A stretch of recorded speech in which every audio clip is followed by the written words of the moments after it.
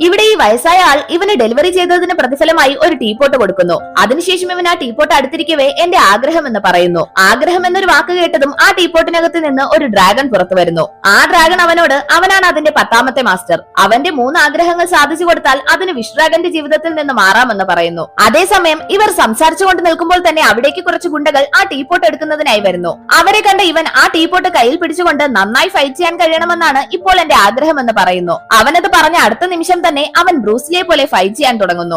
അതിനുശേഷം അവൻ ആ ഡ്രാഗനോട് 2ാമത്തെ ആഗ്രഹം ചോദിക്കുന്നു. അതായത് അവന്റെ കുട്ടിക്കാലത്തെ ഒരു ഫ്രണ്ടിന്റെ ബർത്ത്ഡേ പാർട്ടിക്ക് പോകണമെന്ന് പറയുന്നു. അങ്ങനെ ഡ്രാഗൺ 24 മണിക്കൂറത്തേക്ക് അവനെ ഒരു പണക്കാരനാക്കി മാറ്റുന്നു. അവൻ തന്റെ ഫ്രണ്ടിനെ കാണാനായി വരുന്നു. പക്ഷെ പണക്കാരനായാൽ മാത്രമേ അവൾ തന്റെ ഫ്രണ്ട് ആവൂ എന്ന് ചിന്തിച്ചവൻ അവനെ നിരന്തരമായി ഒരു പണക്കാരനാക്കാൻ പറഞ്ഞ് തന്റെ 3ാമത്തെ ആഗ്രഹവും ചോദിക്കുന്നു. പക്ഷെ ഡ്രാഗൺ അവന് തന്റെ ലൈഫ് കാണിച്ചു കൊടുക്കുന്നു. ഒരു മനുഷ്യനായിരുന്ന താൻ പണത്തിനോടുള്ള ആർത്തി കാരണം ആരുമില്ലാത്തവനായി മാറി. മരിച്ചു കഴിഞ്ഞ് സ്വർഗത്തിലേക്ക് വന്നിട്ടും പണത്തിന്റെ അഹങ്കാരം കാണിച്ചു. ദൈവം എന്നെ ഒരു വിഷ് ഡ്രാഗനാക്കി മാറ്റി 10 പേരുടെ ആഗ്രഹം നിറവേറ്റാൻ പറഞ്ഞ് ശാപം നൽകി എന്ന് പറയുന്നു. പണം കൊണ്ട് ജീവിതത്തിൽ ഒന്നും നേടാനാവില്ലെന്ന് മനസ്സിലാക്കിയവൻ തന്റെ അവസാന ആഗ്രഹം തന്റെ ഫ്രണ്ടിന്റെ അച്ഛന്റെ ജീവൻ രക്ഷിക്കാനായി യൂസ് ചെയ്യുന്നു.